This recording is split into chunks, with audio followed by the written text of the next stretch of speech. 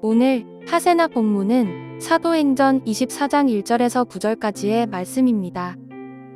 닷새 뒤에 대제사장 아나니아가 몇몇 장로와 더둘로라는 변호사와 함께 내려와서 총독에게 바울을 고소하였다.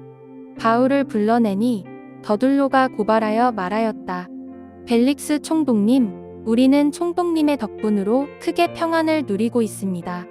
그리고 각하의 선견지명의 덕택으로 이 나라에서는 개혁을 많이 이룰 수 있었습니다. 우리는 어떤 면으로나 또 어디에서나 이것을 인정하며 감사하여 맞이 않습니다. 나는 총독님을 오래 방해하지 않겠으니 너그러우신 마음으로 우리의 고발을 잠깐 들어주시기 바랍니다. 우리가 본 바로는 이 자는 연병 같은 자요. 온 세계에 있는 모든 유대 사람에게 소란을 일으키는 자요. 나사렛 도당의 우두머리입니다. 그가 성전까지도 더럽히려고 하므로 우리는 그를 붙잡았습니다. 총독님께서 친히 그를 신문하여 보시면 우리가 그를 고발하는 이유를 다 아시게 될 것입니다. 그러자 유대 사람도 이에 합세해서 그의 말이 모두 사실이라고 주장하였다. 오늘부터 3번에 걸쳐 우리는 총독 벨릭스 앞에서 재판을 받는 바울의 모습을 살펴보려고 합니다. 벨릭스는 주 52년부터 59년까지 유대 지방의 총독으로 있었는데요. 그의 형은 로마의 재무장관인 팔레스였으며 황제의 어머니로부터 후광을 입고 있었습니다.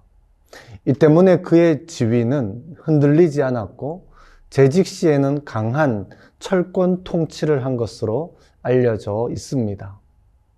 1절을 보면 바울을 고소한 사람은 대제사장 아나니아와 몇몇 장로들, 그리고 변호사인 더둘로입니다. 더둘로는 로마법에 해박할 뿐만 아니라 유대교에 대해서도 잘 알고 있어서 논리적이고 능숙한 논법으로 바울을 고소하기 위해 고용된 인물이었습니다. 당시 수사 교과서를 보면 재판관의 호의를 사는 것을 강조했고, 실제로 공적인 관리 앞에서의 연설은 항상 그들을 칭찬하는 것으로 시작했는데요. 2절에서 4절을 보면 더둘로는 총독의 호의를 사기 위해 위선에 가까운 칭찬과 아첨의 말을 합니다. 그러나 역사가인 요세푸스에 따르면 벨릭스의 유대 통치는 안정과 평안을 가져오기는커녕 오히려 많은 정치적인 불안과 소요를 야기했다라고 말합니다. 실제로 유대 땅에서 소요와 반란이 발생했을 때에 가혹한 방식으로 대처했기 때문에 유례 없는 최악의 혼란이 여러 방면에서 일어났었습니다. 이러한 정황으로 볼 때 더둘로의 이 아첨의 말은 노골적인 거짓말이었습니다. 더둘로는 바울의 죄목 3가지를 열거하면서 고발을 이어갑니다. 첫째로 이 자는 연병 같은 자라고 말합니다. 당시 로마 전역에는 400만 명 정도의 유대인들이 흩어져 살고 있었는데요. 온 세계에 있는 모든 유대 사람에게 소란을 일으키는 자라고 말합니다. 사람을 선동해서 로마에 대항하는 소요를 일으키는 것은 1급 반역죄에 해당하는 것이었습니다.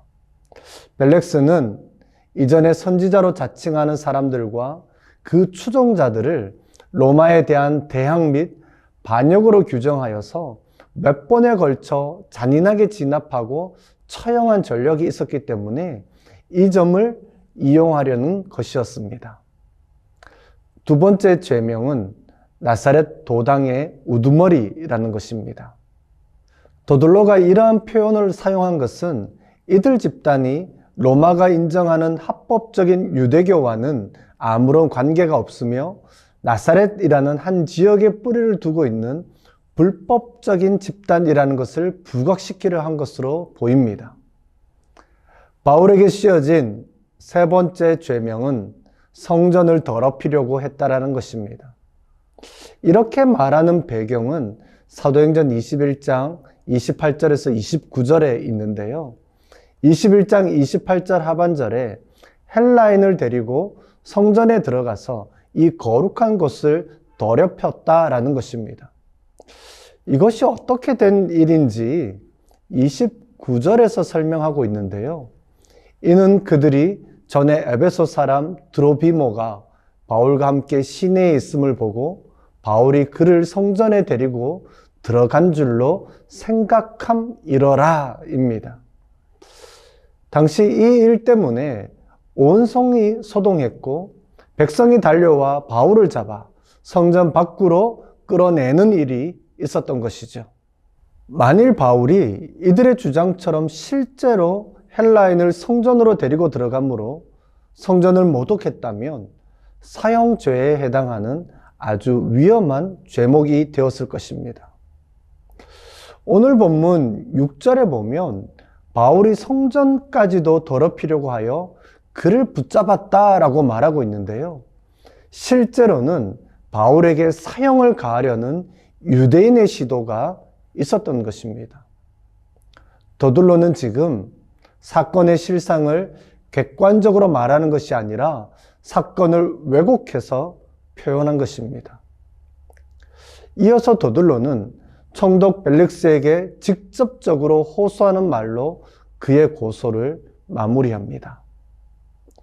우리는 어떤 사건에 대해 법정에서 재판이 이루어질 때 공정하게 이루어져야 한다는 것을 알고 있습니다. 그러나 현실에서 우리는 그렇지 않은 것을 많이 보게 되죠.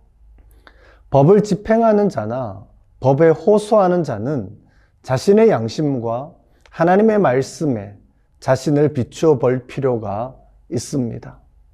무엇보다 재판과 송사는 하나님 앞에서 그리고 사람 앞에서 거짓됨 없이 이루어져야 하는 것이죠.